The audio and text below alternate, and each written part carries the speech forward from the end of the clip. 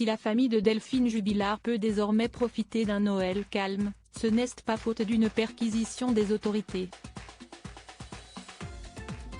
En effet, comme l'a rapporté le site de La Dépêche, le domicile de la jeune femme a reçu la visite de la section de recherche de Toulouse dans la matinée de ce mercredi 23 décembre.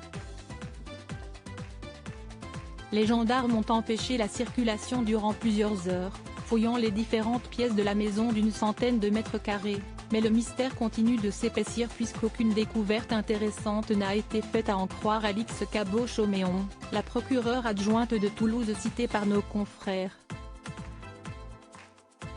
Lors de cette perquisition, les officiers présents ont notamment passé la demeure au Blue Star, produit censé révéler d'éventuelles traces de sang, sans résultat fructueux. Cédric Jubilard, le mari de la jeune femme, s'est quant à lui absenté en début d'après-midi, alors que les proches ont sorti plusieurs sacs du domicile, ces derniers étant en grande partie destinés aux enfants du couple, hébergés par d'autres membres de la famille. Les techniciens de l'identification criminelle ont aussi décidé d'analyser différents éléments recueillis durant une battue citoyenne ayant rassemblé plus de 1000 personnes dont le mari de la principale concernée.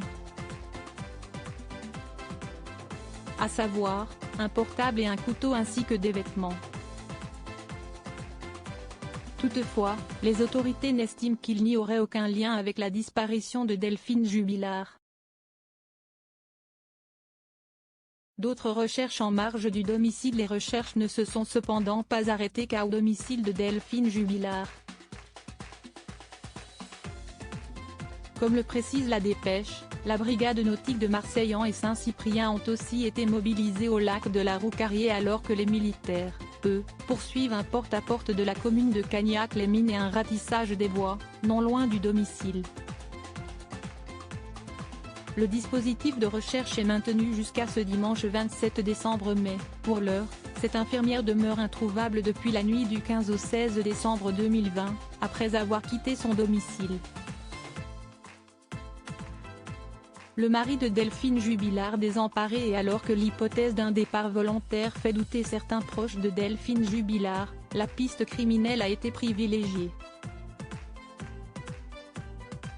Les recherches et investigations ayant mobilisé en continu des moyens considérables, ne discriminant aucune piste ou hypothèse à ce stade, n'ont pas permis de découvrir cette personne ou de déterminer les circonstances de sa disparition, dont rien n'indique qu'elle a pu être volontaire, a déclaré le procureur de la République de Toulouse. Ciblé par des menaces de mort, le mari de Delphine Jubilard ne cache pas son désespoir. Pour lui, si est très dur, il ne comprend pas ce qui est arrivé. Il voit le regard parfois trouble que posent les gens sur lui alors qu'il est victime de la disparition de son épouse, a confié un proche de Cédric Jubilard à La Dépêche.